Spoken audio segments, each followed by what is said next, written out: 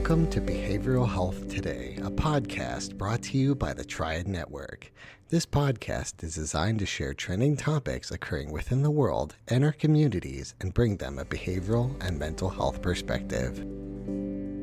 Welcome to Behavioral Health Today, a Triad production. I'm your host, Dr. Graham Taylor.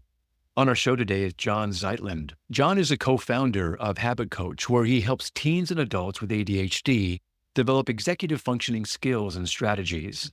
A three-time chief executive and senior corporate leader, Jon has personally overcome his own executive function challenges and ADHD symptoms, building compensatory mechanisms to succeed in both his career and in his personal life. With degrees from Yale and Stanford, Jon brings a wealth of experience and insight into ADHD coaching, while also being able to be a dedicated father of three, including one child with ADHD. Through HabitCoach, he is passionate about sharing his knowledge and creating effective resources to support kids and teens with ADHD. We're excited to have Jon with us today to explore the creation of HabitCoach, how it addresses the shortage of ADHD support for kids and parents, the executive function challenges that it targets, and the program's unique approach to building lasting habits and integrating parents into the process. Jon, welcome to our show. Thank you so much. It's great to be here. It's nice to have you. So Jon, as I shared in the intro, you personally overcame your own executive function challenges. You're very forthright about this, and ADHD symptoms through the building of compensatory strategies, which has allowed you to clearly succeed in both your career and I'm assuming in your personal life as well. What gaps were you seeing for parents and kids dealing with ADHD that got you thinking that, hey, I could share these same skills that I developed for myself with them? What brought you into this?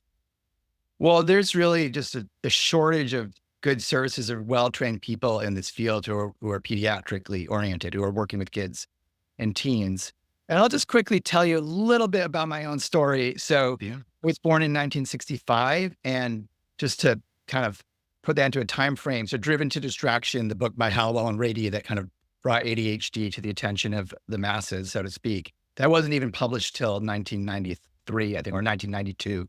So I was already 27 by then. So my generation, nobody knew what was going on, right? And so I was lucky in that I was pretty good at school, but I lost things all the time. I was disorganized. I was the kid that I did the homework and it never got out of my backpack. And people thought it was funny. They would tease me. They would call me an absent-minded professor.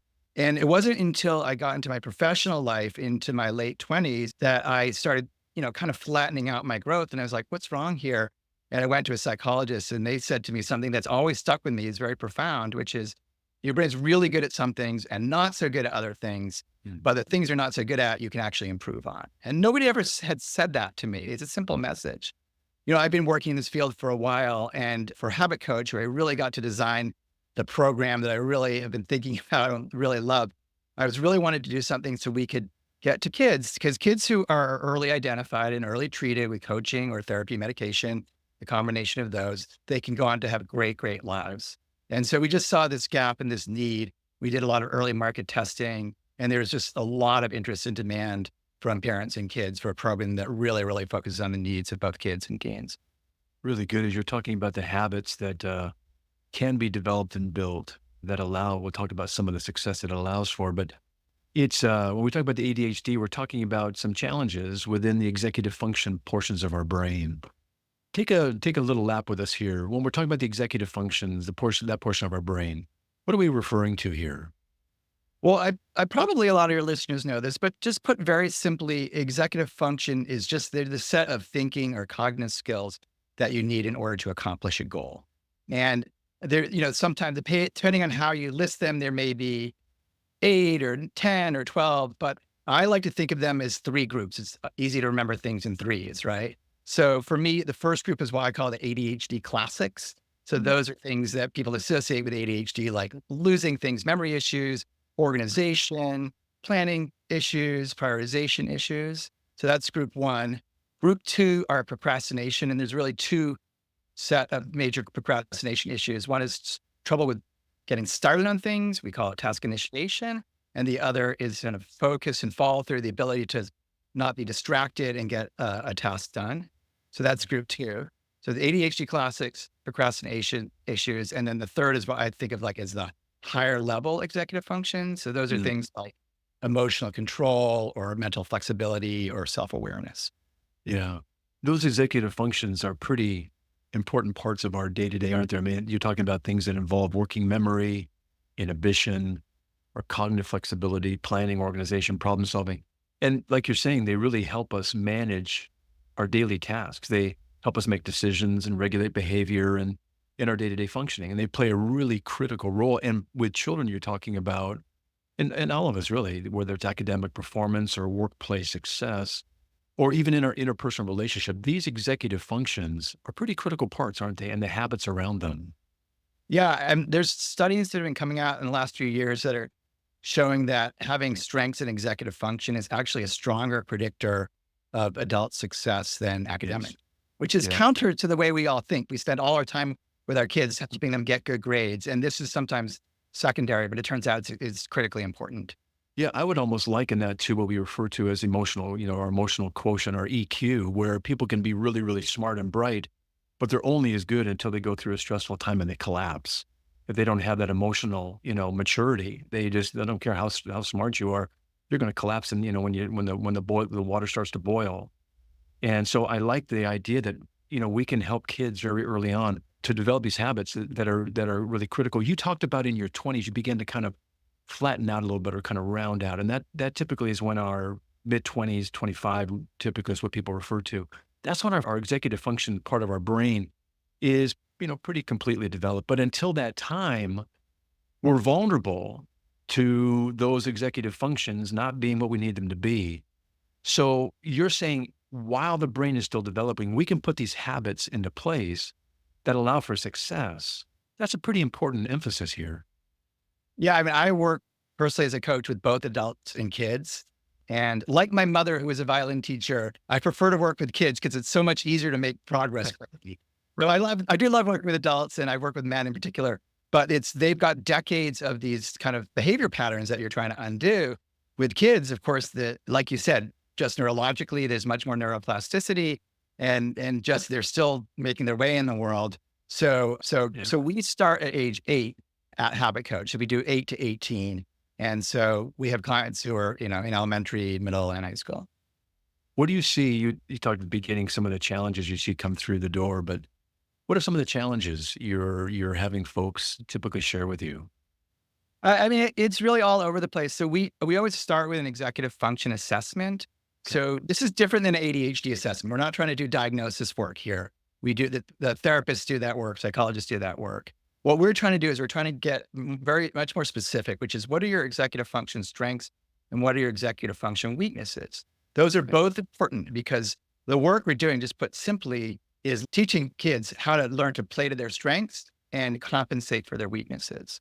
So you can see immediately in that, first or second session when you're sitting down with a child and you're looking at their assessment and you're asking them, okay, it looks like that you're having challenges with planning. Can you give me some specific examples of what that might be? And they'll have lots of examples of ending up doing their homework, staying up till 2 a.m. because they, weren't able to plan it out over a week as an example. So you can see the challenges very, very quickly. So it sounds like part of that assessment gets to take a look at things like maybe listening skills or their procrastinative tendencies, or like you're saying, time management, or the way that they might organize or plan certain things out that might be challenging, or maybe like you mentioned, probably did this great work, but it didn't get out of your backpack. So the idea of keeping track of stuff, maybe getting schoolwork done and I would imagine relationally, that's an area too, or maybe in some of the emotional management piece or the distractibility, how to kind of have habits around these things that allow them to be in the world in successful ways. Yeah, let me just discuss sort of some of the educational behavioral underpinnings to the program and then how it kind of turns into an actual service. Yeah. So like I said, like the psychologist said to me, what you're trying to do is learn to play to your strengths and learn to accommodate for your weaknesses. And so to accommodate for your weaknesses, people always want to talk about that, even though the other is equal or more important. The way to do that is you have to go from kind of awareness or education through practice all the way to habit. Okay. And you're trying to get to habit where there's no cognitive load to be able to do things. So I'll give you a simple example. If you're the type of person, if you leave your house and you always leave your keys behind or your wallet behind or your phone behind, you might have a mantra for yourself. It might be wallet, keys, phone. You might sing it, wallet, keys, phone, right? Whatever it is, any, device that you have to remember this. And so you'll practice that over and over and over again to the point, if you really do this, and this is what's happened to me in my life, is if I walk out of the house with one of those missing, I just kind of know it now because I've been working on this for so long. It takes me no cognitive load to remember these things anymore. Right. So that's what we're trying to do, is we're trying to go from education to practice to habit. Now, let me just explain a little bit how we do that. So on the education side, we have a curriculum. It's a very complete curriculum. We have 80 lessons. For each of our lessons, we have older kids version, a younger kids version, or we're continuing to add to our curriculum. And the lesson looks like, it always starts off with a scenario. It's like a story. So it kind of depersonalizes it for the kid to say like, oh yeah, that happened to me as well. And then we kind of do a little bit of instruction. Like, let's say it's, losing and finding things. We might talk about, well, one of the biggest reasons that people lose things is hyperfocused. They're thinking about the class they're about to get to. So they leave their water bottle on the playground by accident. And then we talk about strategies. So just picking up that example, a strategy might be when you go to play basketball at recess and bringing your water bottle because you live in Arizona and it's ungodly hot. And you, instead of putting it where all the other kids put their stuff, where all their bags are, put it right by the opening to the basketball court. And then when you leave, you literally have to walk over it and you'll see it. Right. And so we found through a lot of work and through the research that we've read is that the strategy that sticks is the strategy that the kid finds for themselves that works for them. Right. Sometimes they come up with strategies that we haven't even thought about. But once they come up with a strategy that works for them, then we need to go from practice into habit. We'll be right back after word from our sponsor. Americans are increasingly concerned about mental health, with nearly 9 in 10 voters seeing it as a crisis. Mental Health First Aid provides crucial training to identify, understand, and respond to mental health and substance use challenges. Gain the skills and confidence to offer life-saving assistance. We offer courses for individuals, groups, and organizations of all sizes, including specialized training for veterans, law enforcement, EMS, and educators. Visit mentalhealthfirstaid.org or email hello@mentalhealthfirstaid.org to schedule your training and make a difference in your community.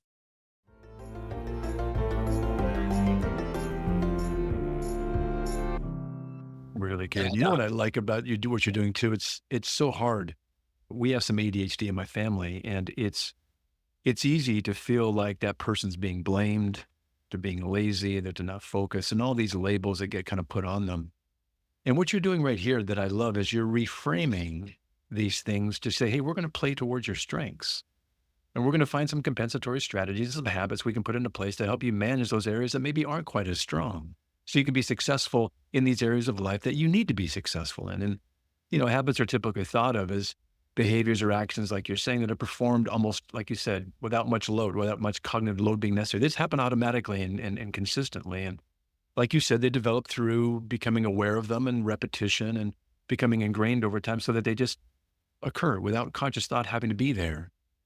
So take us through just a little bit more of the curriculum. You're identifying some of these things with the kids and you're framing it in a positive way and you're saying, hey, we can get a handle on this. What else are you doing at that point? So when we do a lesson, like let's say losing and finding things, the lesson will just be the introduction. Like I said, then we need to go from kind of the learning into a habit. And so one thing that we do that's pretty different than a lot of other programs is that we have these things called check-ins. Mm-hmm. So additional up to 2 times a week where they're short, like could be as short as 10 to 15 minutes, where you're checking in with the student, the kid, if they've been able to start taking some of these habits they're trying to build and put them into practice. We have this thing on our site. We've built a platform, a supporting platform. They're called habit cards. And so we've gamified it a little bit. So a habit card might say, I'm going to put my water bottle by the entrance to the basketball court. And I play basketball every Monday, Wednesday, and Friday. So on the habit card, it's going to describe that. And it says Monday, Wednesday, and Friday. And so the assistant coach who does the check-ins will say, hey, I saw with your coach that you set this as a habit card, as a goal you want to get better at. So today is Tuesday. Yesterday, did you do that at basketball? And usually the kids are going to say, oh, no, I forgot, because we just introduced it to them. Right. And then the system coach, oh, yeah, no problem. That's great. But when are you playing basketball again? Again, tomorrow. Okay, great. So here's another shot at it. See if you can remember it tomorrow. And so, this is stuff that parents do, of course, as well. Right. But with parents, it's hard because it's your own kids, right? And your kids are pushing, the older they get, the more they're pushing it back against you. I mean, I have 3 teenagers. It's so much easier for me to coach other people's kids than my own kid. But having these coaches, assistant coaches, is really, really helpful. They have a little bit of a remove, and they can really remind these kids without it feeling like nagging. Our coaches really all have deep professional backgrounds in this area. They're people who've been either therapists or special ed teachers. We have somebody who was a school principal. So we have people who really know this stuff well, who have been, trained thoroughly in this coaching. But they have sort of like the platform and the curriculum as sort of a framework underneath that they work from. That is really a thorough approach in the curriculum. And I love the people you're describing. It sounds like they've got a real passion for and a real kind of knowledge base that they bring to this. You're talking about something around these habits. Everybody asks, and you kind of hear these different things being said. How long does a habit take to create? Well, is there any answer to that from your experience? How long does it take to create a new habit? I think there's obviously a range. The fastest would be a month, and the probably slowest, it could be as long, it could literally be 6 months. Like you could keep on working something for months and months and months. Yeah. For my own self, I was saying, in my late 20s is when I started realizing I had some things to get better at. I didn't have a coach. There were no coaches in those days. I wish there were, right? So I had to figure this out for myself.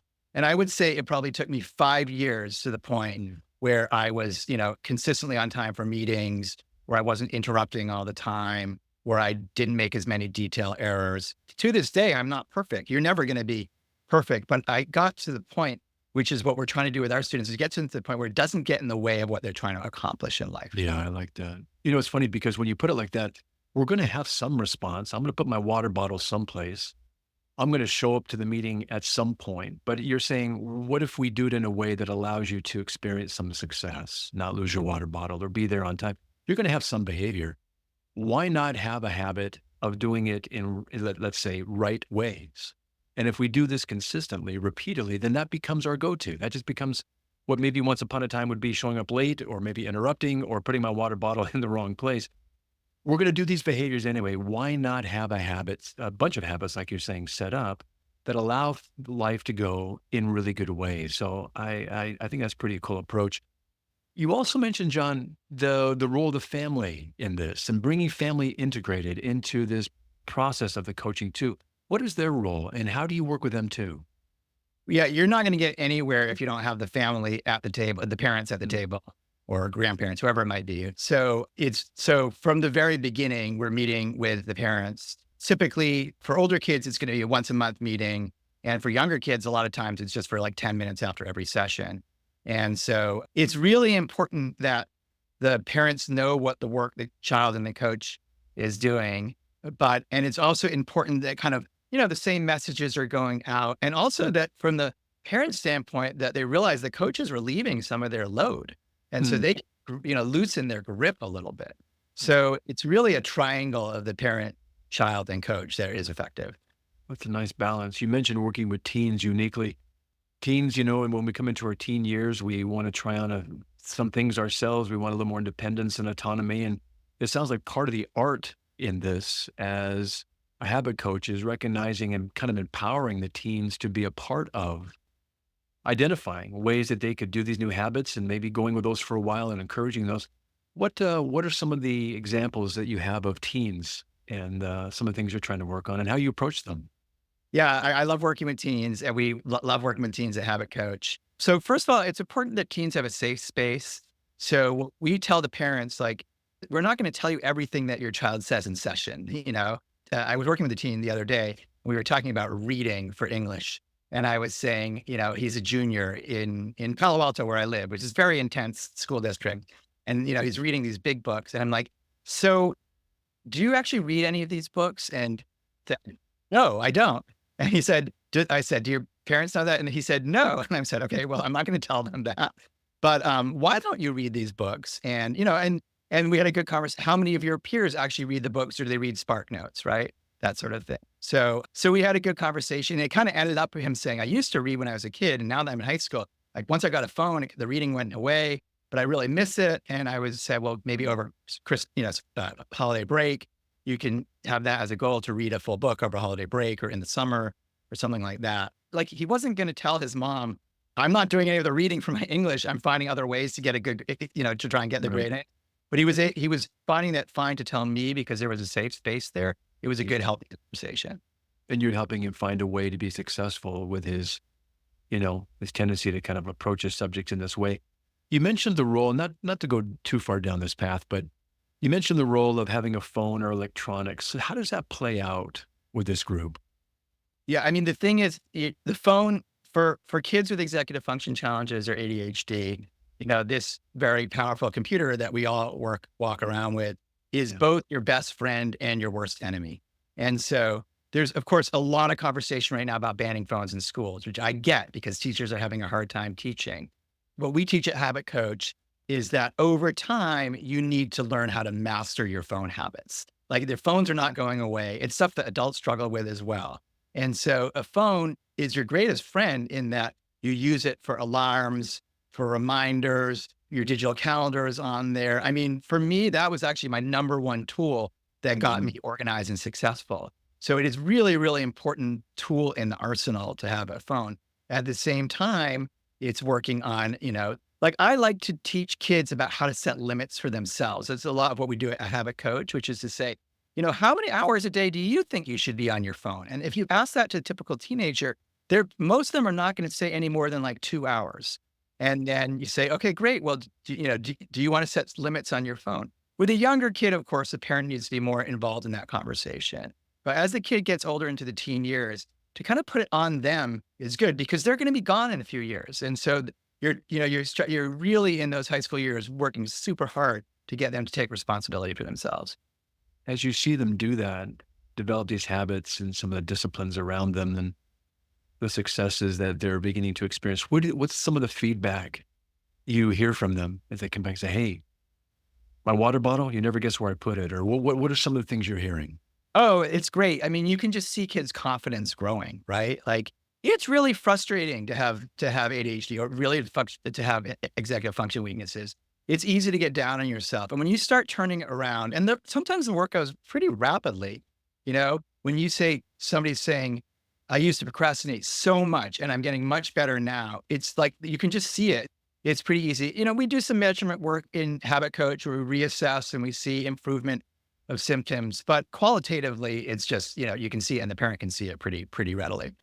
Yeah, that's really good. We know that, those that kind of have ADHD or experience some of these things, these are the ones that are often referred to as the explorers and the adventurers and the entrepreneurs and the ones that are going to go out and test limits and see things. And who are some of the successful people that you've seen develop these good habits or maybe worked with? And what are you seeing them accomplish maybe in their lives because these habits are in place, they're bright, and they can kind of channel and direct these things now to reach their fullest potential? What's happening? Well, there's often a role model right at home.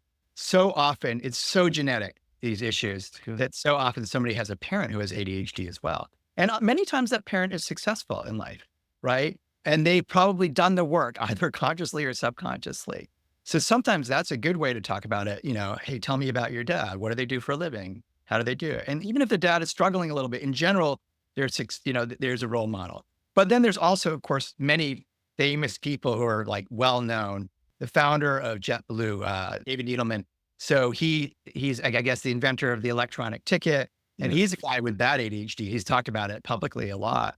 And he's a guy who learned how to play to his strengths. He learned that he was an innovator. He learned that he was a leader. He learned that he was a people person. And he found, for all of his weaknesses, all of his kind of, like I said, ADHD classics of organization and detail, he would find somebody to do the operations and to do the detail work for him and who could be his partner in that work. So there's many, many examples out there. And if you say to a kid or a teen, now that you understand this stuff, just kind of keep your eyes open because, by the way, it's almost 10% of the population who have ADHD. So there's examples all around.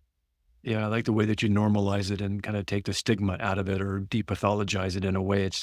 say, hey, it's basically some strengths you've got. Let's play to those and some areas we can compensate, even if it means maybe as a professional, bringing somebody in to do that kind of work that's kind of humbug, that's not bright and shiny and not any fun at all. Let's bring those people in to help you, compensate for those areas that may not be your strengths or an area of liking. And let's take your strengths and really maximize those to the best of your ability. I know that you've experienced some really high success with gifted children who also have ADHD. How do you tailor your program maybe specifically to meet the needs of this group, John? Well, so the parent company of HabitCoach is called Testing Mom. It's a company that's a leader in gifted education. We've been around for almost 20 years. And so we have a whole staff of people who are really expert in working with gifted kids. Now, gifted kids test to almost double the amount of ADHD as other kids. So they test at about 15% compared to 8% for other kids. And so you get a lot of these twice exceptional kids who are really, really gifted academically, but have really strong executive function challenges. And there's just not that much out there for these kids. And so for example, some of our coaches actually double as tutors in our gifted program. And so they know how to both deal with a kid who's doing math 4 grades behind, but also is struggling to get their work done. This is me, by the way, when I was, and they didn't call it, nobody called it 2E. Nobody knew what that was. But as I look back I'm not off the charts, but I definitely was very strong at school and very weak at executive function. So I really have a soft spot for those kids. We are lucky because we grow out of the Testing Mom company that we really have great expertise for kids like that. That's really good. Along those lines too, I want to plug this book you're writing, this fiction book. Oh, thanks. Yeah. For middle grade readers about 3 generations of ADHD stories. Tell us about this project. Oh yeah. This is a labor of love. It's sort of like my early morning project before the kids are up that I've been working on for about a year. And so I wanted to write a book where there was a lead character, ADHD character, because there's just very, very little of that out there. So Percy Jackson, you might know, Percy Jackson, he's the Greek Gods series. It's a very popular middle school book. He actually has ADHD, but I've asked people about this. They're like, do you know that Percy Jackson's ADHD? And they're like, what? I didn't even realize that. I read the whole series because it's sort of a secondary thing for him. So there's very few characters in fiction or in even TV or movies that have ADHD. There is starting to be some like Extraordinary Attorney Woo and a couple more TV shows where there are lead characters with autism. So I think ADHD is coming, and that's what I'm trying to do with my book. Is I'm trying to write a book for the kind of middle-aged kids where they really are seen and heard. And I'll just tell you a little bit about the book if you want me to. Yeah, I'd love to hear about it, please. Yes. Okay, so it's a really fun book. So it's set in 2 parts. So the first part is set in the 1970s, where I grew up. And the main character, Stu, he's sort of like a composite of all the people in my generation, which is he's got bad ADHD. You can tell it in the first scene. He's being chewed out by a principal in the first scene for all these issues. And the principal just is saying like, you're an underachiever. What's wrong with you? You did incredibly well on your board scores, but your grades are terrible and we're going to kick you out. It's just like, it's like kind of really exemplary of what happened for people in my generation. And so the first part of the book is sort of like a will he or won't be get kicked out of that school. Then we jump ahead to I think it's 2017 is the part 2. And Stu is now a parent himself. And this is my kids' generation. That's how that kind of gave me, of course, and my clients' generation. That's what gave me all the fodder for that, writing that part of the book. And so Stu, unfortunately, is still in denial. He's undiagnosed and he's in trouble. He turns out he's in deep debt to the mob, the Boston mob. It's all set in Boston where I grew up. And his son, on the other hand, is really doing much better. He was diagnosed. He's getting coaching. And the first scene is at a 504 meeting with a very kindly counselor who really understands these issues, who are saying like, you're starting high school and that's great. We've got all this support from you. So it's night and day from the scene you would have seen, 35 years earlier. I won't give it all away, but in about 6 or 7 of the second part of the book, Stu, the father, is found dead in his office. Oh. And then the rest of the book is sort of like the Hardy Boys, if the Hardy Boys had ADHD and were funny. So his son, Jake, and the grandpa, Morris, have to team up and solve the dad's murder. And so the idea here is that for Jake, And his grandpa, of course, has ADHD too, because it's so genetic. That comes out very late in the book. But it's basically this idea that like you can have ADHD and have all these challenges and still be incredibly successful, even as much as solving your dad's murder. Even the murder mystery is being solved. I love that. What a fun project. I think you had mentioned, you're talking about the son here in the story. I think you said you had 3 teens right now. Is that correct? Correct. What's their thought and their feedback to you on your work and you being in this field, and what's their feedback? Well, one of my 3 kids. So I have a 18-year-old who just graduated from high school, and then I have 14-year-old boy-girl twins who are in high school. And my younger son, the one who's a freshman in high school, he has ADHD, and he's a little sick of me coaching him all the time. To be honest, he kind of like knows all. He like knows the book because he lives with somebody who's like, come on, Dad. But I think I've helped him. We've also gotten quite a bit of, we've gotten professional help from him too, because there's only so much you can do as a parent. And I think the other 2 are happy. Like I said, it lives in our family at my generation and the parents' generation. And so our kids have some awareness actually that this has been a challenge for some of the like aunties and uncles and people in this kind of, in that generation. And so I think that they love that that I'm working in a field that is important to me and that is making a difference. Although sometimes my son Eli is like, come on, Dad. Okay. How many times have you told me how to not lose things? I've got it. It's become a habit. I'm okay. That's good. That's good. Well, hey, we're going to have you back on the show. I'd love to have you be part of our clinical series down the road as we maybe take what we're saying today and have you maybe take us down the path of the curriculum, letting people know what they could expect if they were to bring their young child or their teen to see you, or adults as well that would come to see you and talk about how habits get formed and what the coaching looks like. But for today, we're kind of winding down, but I would love folks to be able to learn more about you. Tell us where they can find more information about you, the Habit Coach, and access what you're doing. Well, it's just very simple. Just go to HabitCoach.com. All one word, HabitCoach.com. And then once you get to the website, it's really easy to use. You can get more information. You can get a free assessment. You can, give us a call or send us an email and we'll set you up with a coach. Really good. Well, I so admire what you're doing. I think good habits allow for consistency and good routines. And like you're saying in our show today, enhanced productivity helps us reduce stress too, funny enough. We have a sense of control, and uncertainty and anxiety get managed as we increase our sense of control and being able to kind of manage life successfully. Definitely. Yeah. And I think that's such an important thing for young people and for all of us really, to have a sense of control of our lives. And we can actually do that through good habits. And that allows, like you're encouraging us to see here, personal growth that we have the potential for and long-term success. And I think ultimately kind of an emotional well-being that can foster, resilience and positive outlook on our lives. It seems hopeful. And I think in essence, cultivating good habits lays this really cool foundation for a healthy, productive, and fulfilling life. So I so admire, Jon, what you're doing. And it's been wonderful to have you on the show today. We look forward to having you back to talk a little bit more about what it looks like when it's actually happening.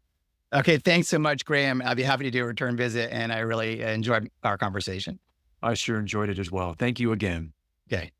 Also want to thank you, our listeners, for dropping by and joining Jon and me today. It's always great to have you with us. Regarding our episode, I want to remind you that it and its resources and all of our other episodes can be found on our webpage at triadhq.com/BHT. Thanks again for being with us on the show. And we'll look forward to having you back with us next time on Behavioral Health Today. We appreciate all the support from our community, and if you like our show, one of the best ways you can support it is by giving us a 5-star rating and leaving a review. Behavioral Health Today is a podcast part of the Triad Behavioral Health Network, all rights reserved.